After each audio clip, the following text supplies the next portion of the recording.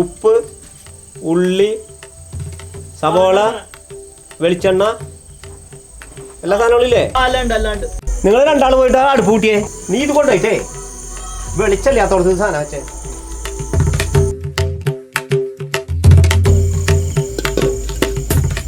ആശാൻ എല്ലായിടത്തും വിളിച്ചിട്ടുണ്ട്. ഞാനിത് എവിടെ നോക്കിയാ? നീ ആദ്യം ഇത് ഓഫ് ചെയ്യ്.